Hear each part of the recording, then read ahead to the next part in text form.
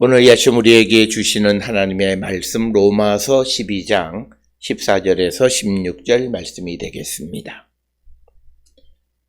로마서 12장 14절에서 16절에 있는 말씀 한 목소리로 합독하시겠습니다. 너희를 박해하는 자를 축복하라. 축복하고 저주하지 말라. 즐거워하는 자들과 함께 즐거워하고 우는 자들과 함께 울라. 서로 마음을 같이 하며 높은 데 마음을 두지 말고 도리어 낮은 데 처하며 스스로 지혜 있는 채 하지 말라. 아멘. 오늘 우리가 함께 읽은 로마서 12장 14절로부터 16절에 있는 말씀은 이제 예수 그리스도를 영접하고 성령 안에 살아서 새 생명을 얻은 거룩한 하나님의 백성들이 하나님의 뜻에 걸맞는 삶을 살아가는 것이 어떤 것인가 라고 하는 것에 대한 언급 가운데에서 오늘 주시는 14절로부터 16절까지에서는 우리가 이 땅을 살아가는 내가 속해 있는 공동체 혹은 공동체 밖에 있는 사람들과의 관계가 어떠해야 하는가 라고 하는 것을 우리에게 가르쳐주는 말씀이고, 지난 시간 9절로부터 13절까지에서 우리에게 강조했던 말씀 중 하나는 서로 사랑하라 라고 하는 말씀이었습니다. 따라서 어떤 이들은 9절로부터 13절까지는 믿음의 공동체, 즉 성도들 사이에서의 사랑에 관한 이야기이고, 오늘 우리가 읽은 소위 14절로부터 21절까지는 이것이 불신자들과의 관계 속에서 그들을 사랑하라고 하는 말씀이다, 이렇게 이야기를 하지만 그러나 오늘 주시는 본문 14절은 이것이 불신자에 대한 것이라 말할 수 있지만, 그러나 15절에 또는 16절에 등장하는 말씀들은 또 같은 공동체 안에서의 성도의 모습이다라고 하는 것입니다. 그렇기 때문에 오늘 주시는 말씀을 우리가 9절로부터 13절은 신자들 공동체 안에서, 그리고 14절로부터 21절은 불신자 공동체 안에서의 사랑에 관한 이야기다, 이렇게 단적으로 말하기는 매우 어렵다라고 하는 것입니다. 오늘 주시는 본문을 통해서 우리는 과연 내가 새 생명을 얻은 자의 삶을 살고 있는가라고 하는 것을 우리가 꼭 기억을 하시고, 우리를 다시 한번 성찰하고, 우리가 2021년에 하나님의 은혜와 복이 우리에게 임하셔서 우리가 부흥하고 성장하고 발전할 수 있기를, 그리고 회복되어지기를 우리가 간구하는데, 그런데 문제는 내가 새 생명을 얻은 자가 되지 아니하면 내가 어떤 일을 하더라도 내게는 하나님의 은혜와 복이 임하지 않는다라고 하는 겁니다. 그래서 우리가 하나님의 은혜를 입으려면 내 자신부터가 변화된 삶, 그런데 이 변화가 나의 결단과 결심에 의한 변화가 아니라 내 안에 계시는 성령의 인도함을 따라 변하는 그 변화가 되어질 때, 그때 우리가 하나님의 자녀가 되고, 그래서 하나님은 하나님의 자녀들을 보호하고 인도하시는 분이시다. 그런데 우리가 하나님의 자녀가 되지 않으면 우리는 하나님의 자녀에 대한 반대 개념, 하나님을 대적하는 자에 속하는 겁니다. 성경에서 우리가 구약 성경, 신약 성경 전체를 통해서 보면 우리가 하나님의 자녀 또는 하나님의 자녀가 아닌 자, 이렇게 나뉘어져 있습니다. 그런데 신약 성경에서 특히 바울 서신 로마서에서 바울이 이야기하는 하나님의 자녀는 예수 그리스도의 십자가의 죽음과 부활을 믿고 고백하는 자, 그 자가 하나님의 자녀가 되고, 그리고 그 자가 하나님으로부터 의롭다 칭함을 받고 구원의 확신 가운데 살아가는 자가 되고, 그럴 때 그 안에는 하나님의 영이 살아있는 새 생명이 되어진다라고 하는 겁니다. 그래서 그는 이제 육신이 죽고, 즉 죄가 활동하는 육신이 죽고 내 안에 하나님의 영이 살아있는 자, 그래서 그 하나님의 영의 지배를 받고, 그래서 하나님의 영이 우리에게 주시는 능력 안에 살아가는 자가 새 생명을 얻은 신자, 성도, 예수를 믿는 자라고 정의할 수 있다라고 하는 거죠. 그런 관점에서 우리의 삶을 우리는 성찰해 보아야 한다라고 하는 것입니다. 따라서 우리는 많은 사람들이 내가 예수를 믿었다, 또 그리고 내가 성령을 체험했다, 주님이 내 안에 계신다라고 말들을 많이 하지만, 그러나 예수님도 말씀하셨고, 그리고 정말 바울도 강조하는 것이, 내 안에 예수 그리스도의 십자가에 대한 믿음이 있으면 나는 변화된 삶, 그리고 내가 그 십자가의 죽음과 부활, 즉 십자가의 도에 대한 믿음의 고백을 하고 살아가는 성도라면 나는 십자가의 능력 안에 살아가는 자이다 라고 하는 거예요. 그래서 우리가 예수 그리스도를 믿는 자는 능력 안에 살아갈 뿐만 아니라 예수 그리스도가 내 안에 계시는 성도의 삶은 변화된 삶, 성령으로 변화된 삶을 사는 자들이다. 그래서 우리는 2021년을 시작해서 이제 한 달여가 지났고, 그래서 우리의 삶이 이 한 해가 내게 복된 한 해이냐 아니냐, 이것은요 지금 내 삶이 변화를 향해 가고 있느냐 아니냐, 말씀 안에서 변화를 향해 가고 있느냐 아니냐를 통해서 보면 이 한 해가 어떤 한 해인지를 우리는 가늠해 볼 수 있습니다. 아직도 작년과 똑같은 패턴과 똑같은 방식의 삶을 살아가고 있고 똑같은 가치관을 가지고 살고 있다면 그는 2021년 앞으로 남은 11달을 사나 안 사나 그 삶은 동일하다. 같은, 우리가 대충 그 삶의 결과를 예측할 수 있다라고 하는 것입니다. 따라서 오늘 주시는 본문을 통해서 내 안에 주님이 계시고 성령이 계시고 또 그리고 내가 새 생명이 되어졌다면 이제 내 안에서 새로운 삶의 모습이 나타나야 되는데, 오늘 주시는 첫 번째 말씀은 공동체 바깥에 있는 사람들, 즉 너희를 박해하는 자들을 축복하라, 축복하고 저주하지 말라. 매우 강조하는 그런 말씀이고, 오늘 우리에게 주시는 이런 말씀들은 예수님의 말씀하고도 매우 밀접한 관련이 있는 그런 말씀이 되겠습니다.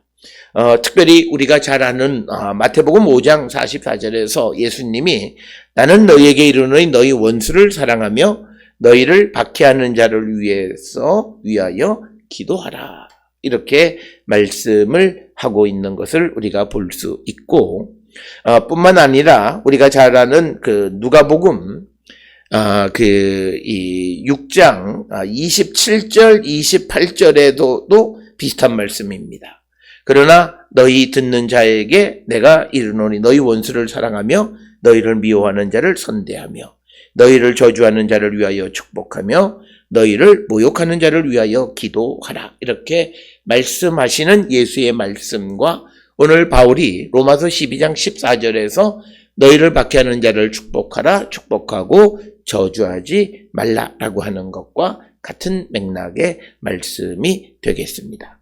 특별히 오늘 주시는 본문에서 축복하라라고 하는 것, 그래서 강조하는 것이 축복이란 말이 두 번 등장하는데, 전반부에서는 긍정적으로 박해하는 자를 축복하라, 그러면서 뒤에서는 저주하지 말라. 그래서 우리가 이 구약과 신약 성경에서 강조하는 방식은 긍정의 문과 부정의 문이 등장합니다. 그래서 우리가 축복하라, 저주하지 말라는 것. 그래서 이것은 매우 강하게 축복하라라고 하는 것입니다. 이것은 축복하는 삶을 사는 것이 성도의 당연하다라는 거예요. 그래서 오늘 주시는 본문에 너희를 박해하는 자, 나를 힘들게 하는 자, 나에게 해를 가하는 자들을 위해서 저주하고 분노하고 진노하고 그들에 대해서 원수 갚으려고 하는 그런 마음을 갖는 것이 아니라 그들을 축복하라라고 하는 겁니다. 그런데 문제는 어떻게 우리가 원수를 박해하는 자를 축복하고 그들을 위해서 기도할 수 있을까? 바로 이것이 성령 안에 있는 사람의 능력입니다. 특별히 예수님이 말씀하시고 또 바울이 이야기하는 박해하는 자, 원수를 축복하고 그들을 위해서 기도하는 것은 성령의 능력 안에 살아가는 사람의 혁명적인 일이에요. 우리가 이 땅을 살아가면서 내가 정말 예수를 믿는다라고 하는 것은 박해하는 자를 내가 축복할 수 있고 원수를 사랑할 수 있는 그 마음을, 그 삶을 살아가는 것이, 그럴 때 그는 정말 성령의 능력 안에 있는 겁니다. 그래서 오늘 주시는 바울의 이 말씀은 뚝 떼어내서 박해하는 자를 축복하고 저주하지 말라. 어떻게 우리가 그렇게 이해할 수 있는 것이 아니라 로마서 1장으로부터 지금 12장까지에서 바울이 점점 예수 안에 있는 사람, 예수를 믿는 사람은 어떤 사람인가? 예수를 믿는 사람은 십자가의 도를 고백하고 믿고, 그리고 그 안에 하나님의 영이 살아있고 육신이 죽은 자이다. 성령의 인도함을 받는 자이고 새 생명을 얻은 자이다. 여러 설명들을 다 했어요. 그렇기 때문에 우리가 더더욱 우리가 가지고 있는 믿음 역시도 내가 어떤 믿을 만한 자격이 있거나 내가 어떤 능력이 있어서 내가 믿음을 가진 것이 아니라 하나님의 은혜의 선물로 내게 주어진 것이기 때문에 내 앞에 있는 자 앞에서 내가 교만하거나 나의 우월성을 주장할 근거가 아무것도 없다라고 하는 거예요. 그런 여러 가지 신학적 근거 속에서 오늘 주시는 말씀이 박해하는 자를 축복하고 저주하라. 특히 바울이 이야기하는 것은 바울에게 있어서는 지금은 예수를 믿지 않지만 그도 세상 종말의 때에 하나님께서 그들을 구원하실 것이다라고 하는 그 미래적 구원의 희망을 가지고 있기 때문에 지금은 나를 박해하지만 그렇다고 해서 내가 그를 저주할 수 없다라고 하는. 그래서 바울은 대단히 단단하게 자기의 신학적 근거를 통해서 우리에게 박해하는 자, 원수에 대해서 축복하고 저주하지 말라고 하는 말씀을 우리에게 주시는 겁니다.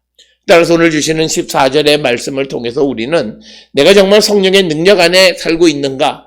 내가 이 땅을 살아가면서 정말 예수께서 내 안에 계시고 성령의 인도함을 따라 살아가느냐 아니냐를 구별할 수 있는 가장 중요한 어떤 그런 바로미터가 있다면 그것은 우리가 사랑할 수 있느냐. 그런데 그 사랑이 불신자, 즉 우리를 박해하고 우리를 저주하는 자들을 위해서 축복할 수 있느냐, 여기에 달려 있다라고 하는 것을 분명하게 말하고 있습니다.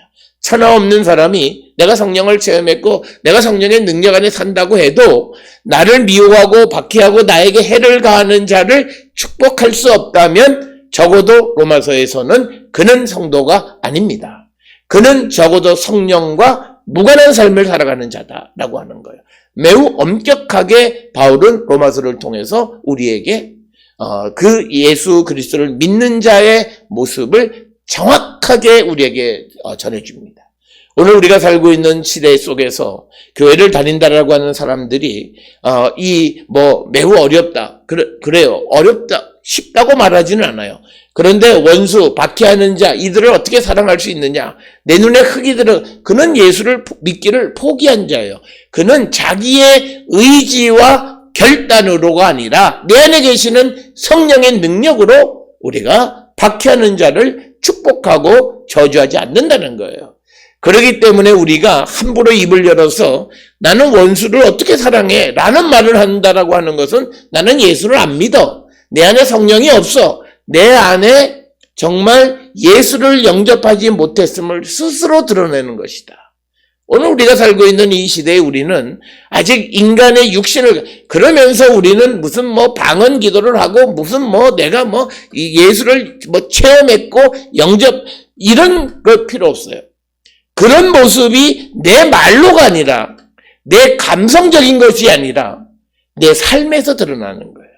원수를 박해하는 자를 축복하고 저주하는 거예요. 그런데 오늘 내가 살아가면서 원수를 박해하는 자를 축복하지 못하면 그 믿음이 없는 거예요. 그러면 그는 하나님 앞에 회개하고 내가 믿음 있는 사람인 줄 알았는데 주님의 말씀대로 박해자나 원수를 사랑하지 않는 것을 통해서 나는 주님을 영접하지 못했고 성령이 내 안에 계시지 않는다라는 고백을 할 때 우리가 더 나은 믿음을 향해서 하나님께서 우리에게 성령을 통한 믿음의 삶을 허락해 주실 수 있어요.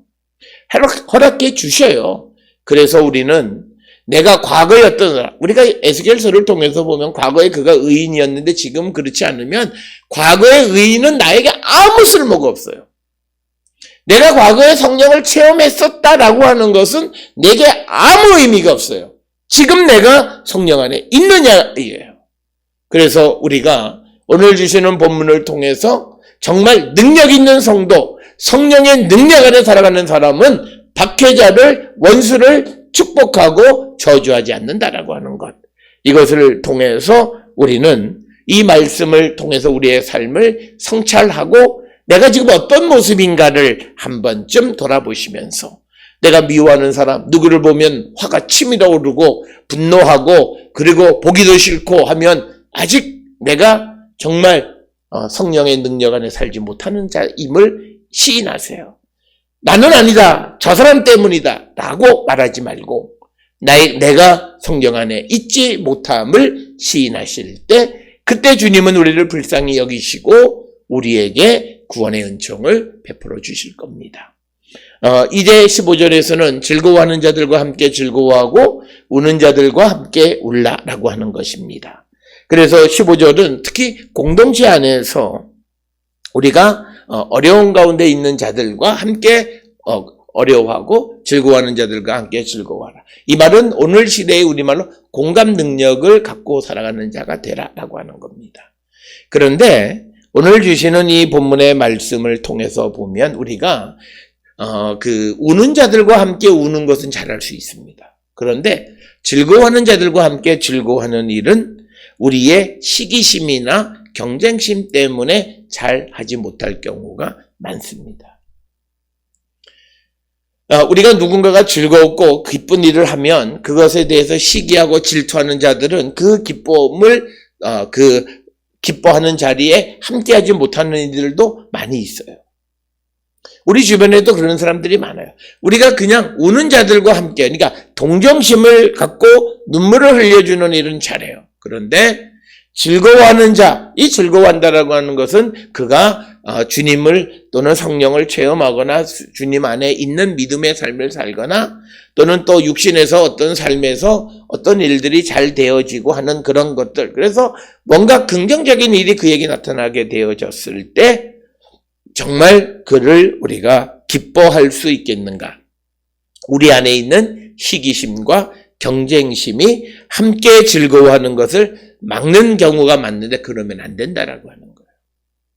그래서 믿음의 공동체는 우리가 즐거워하는 자들과 함께 그리고 고통 가운데 있는 자들과 함께 우는 거예요. 그러니까 누군가가 어려움에 처해 있는 사람이 있으면 함께 기도하고 또 누군가가 무엇이 잘 되면 함께 즐거워하는 거예요. 그래서 우리가 공동체 안에 있는 사람들끼리 그들이 어떤 그 상황에 처해 있든지 간에 함께 하는 자들이 되어야 한다. 그래서 우리가 즐거워하는 자들과 함께 즐거워하는 것, 우는 자들과 함께 울라. 우리가 우는 자들과 함께 우는 것은 잘하지만 이 시간이 지나면 점점 떨어져 나가고 즐거워하는 자들과 함께 즐거워하는 것은 우리의 시기심과 경쟁심 때문에 잘 즐거워하지 못하는데 시간이 지나면 그 즐거워하는 사람들과 함께함으로 말미암는 베니핏, 이익 때문에 즐거워하는 사람들 쪽에 사람이 많이 붙어가요. 그런 삶을 살면 안 된다는 거예요. 그래서 15절은 성공한 자나 실패한 자나 동일하게 사람들이 공평하게 그들의 삶에 우리가 동참하고 그 삶을 우리가 서포트해 주는 일을 우리가 감당하는 자가 되어야 한다라고 하는 것입니다. 오늘 주시는 본문에서 우리가 즐거워하는 자들과 함께 즐거워한다라고 하는 것, 이것이 얼마나 어려운 일인가를 우리가 잘 보시면서 과연 나는 즐거워하는 자들과 함께 즐거워하고 있느냐라고 하는 거예요. 대학 시험을 보든지 뭐 하든지 보면 누군가가 잘 되면 우리는 시기심이 발동해. 저 사람은 나보다 좀 못했는데, 저 사람은 나는 운이 없다. 뭐 이런 그런 걸로 정말 그 사람에게 온 그런 어떤 좋은 것을 즐거워하는 것에 대해서 가치를 하락하고 그 가치를 아주 폄하하는 그런 삶을 살아가는 자들이 많은데 그것의 근본은 시기심, 경쟁심 때문에 그렇다. 그래서 우리가 믿음의 공동체가 서로 사랑한다라고 하는 상대를 향해서 선을 베푸는 것, 상대를 향해서 내가 자애로운 마음을 갖는 것이에요. 그렇기 때문에 어떤 시기심과 경쟁심이 작동하면 이게 사랑으로까지 발전할 수 없고 그 사람을 사랑할 수가 없어요. 그래서 우리가 오늘 주시는 이 말씀은 우리가 즐거워하는 자들과 함께 즐거워하고 우는 자들과 함께 울라. 오늘 우리가 살고 있는 이 시대에 과연 나는 이런 삶을 잘 살고 있는지 우리가 돌아봐야 한다라고 하는 겁니다. 그래서 함께하는 삶, 기쁠 때나 또는 슬플 때나 함께하는 삶을 살아야 되는 것이고, 이것은 누구에게나 즐거운 일과 또 슬픈 일이 다 있다라고 하는 것을 전제하는 그런 말씀입니다.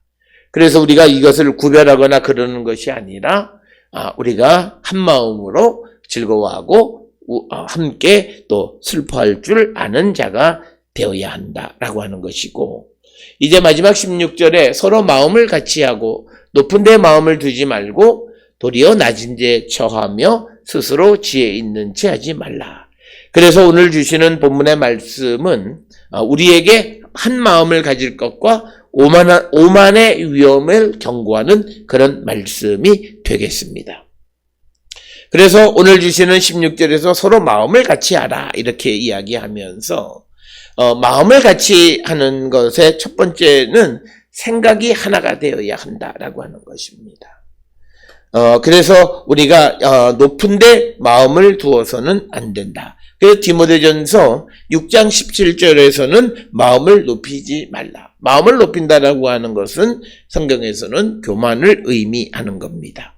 특별히 우리가 서로 마음을 같이 한다, 같은 생각을 갖는다라고 하는 것은 은사와 개성이 다양하지만 그러나 교회 안에서의 그 그리스도 안에서의 일치를 의미하는 거고, 우리가 은사를 가졌다 해서 이것을 서로 경쟁하거나 비교하지 말라고 말씀드렸어요. 모든 것은 동일하다라고 하는 거예요. 그렇기 때문에 우리가 어떤 갈등이 일어나고 불화로 일어나는 것은 하나의 마음을 갖지만 그리스도 안에서 똑같은 목적을 위해서 내게 주신 은사가 다를지라도 똑같은 목적을 향해 가는 동일한 존재라고 하는 그 생각. 그래서 마음을 같이 한다라고 하는 것은 단순히 생각이 아니라 어떤 일에 대한 가치관 그리고 목표가 같아야 되는 거예요. 그래서 내가 우열을 나누고 살아가는 그런 삶을 살면 안 돼요. 예언은 뭐보다 더 낫다. 이런 식으로 우리가 분별하고 그것의 차별을 나타내게 되면 마음을 같이 하고 생각을 같이 할 수 없다라고 하는 것입니다.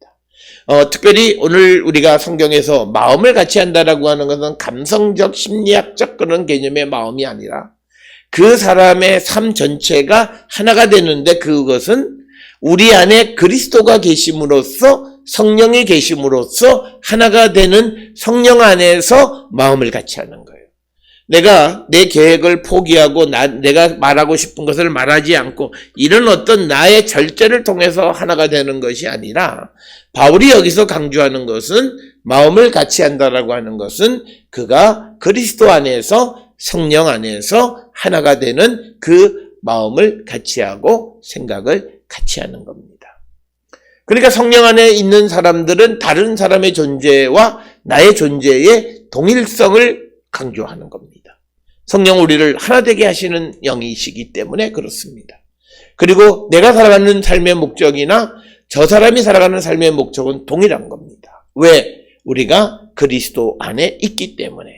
그래서 다른 사람이 살아가는 삶의 방식을 비난하거나 같이 절하하지 않습니다. 왜? 그리스도 안에서 하나님의 나라를 위한 삶을 살아가는 자일 뿐이기 때문에. 그래서 그 사람의 믿음에 따라서 하나님은 여러 가지를 주시는 거예요. 그러니까 어떤 이들은 물질이 없으면 믿음을 잘 갖지 못하고 흔들리면 그 사람의 믿음에 맞는 은혜와 복을 하나님은 그들에게 주신 거예요. 그것이 마치 내가 그것을 받을 만하고 남보다 낫다라고 하는 그런 측면으로 이해하는 것이 아니라 내 믿음에 따라서 하나님이 내겐 무엇을 더 주시고 이 사람에게는 저걸 더 주시는, 어떤 사람이 세상을 살아가는 데 있어서 물질에 별로 영향을 받지 않는 사람이 있어요. 그 사람들에게는 영적인 보이지 않는 세상의 복을 엄청나게 주죠. 이건 세상 사람들이 보지 못하는 거예요. 그래서 그것을 보지 못하는 사람들이 표면적으로 봤을 때 그 사람의 삶이 어떻다 저떻다 이야기하지만 그 내면에 주신 은혜와 복은 사람으로서 분별할 수 없는 큰 은혜를 주신다라고 하는 거예요.